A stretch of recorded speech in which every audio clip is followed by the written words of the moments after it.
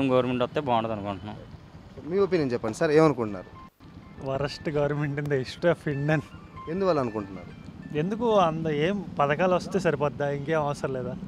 ఒక యూత్గా ఏపీలో మీకు తెలిసి జాబ్స్ అవకాశాలు ఉన్నాయా లేవా ప్రస్తుతం? ఏం లేవు. నేను ముంబైలో జాబ్ చేస్తున్నాను.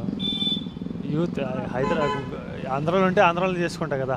ముంబై దాకా వెళ్ళాల్సిన పని నాకేంటి, హ్యాపీగా ముంబై ఎక్కడే చేసుకున్నాను. ముంబై దాకా వెళ్ళి జాబ్ చేయాల్సిన అవసరం నాకు ఉండదు కదా. ఏం ఉండట్లా. జస్ట్ ఏంటంటే జనాలు సోమరిపోతం చేయడానికి, జనాలను మెప్పించడానికి పథకాలు ఇస్తున్నారు అంతే. దానివల్ల ఈ గవర్నమెంట్ వచ్చింది. బేసిక్గా గవర్నమెంట్ ఫామ్ అవడానికి కారణం కూడా పథకాలే. ఇప్పుడు కూడా ఎంతవరకు సో మీరు చెప్పేది అంటే ఒక సంక్షేమమే కాదు, డెవలప్మెంట్ కూడా కావాలి అంటారు మీరు?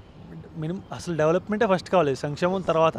ముందు డెవలప్మెంట్ ఉంటే మీకు సంక్షేమం చేయవసరం. వాళ్ళకి కొనుక్కుంటారు, వాళ్ళకి తింటారు.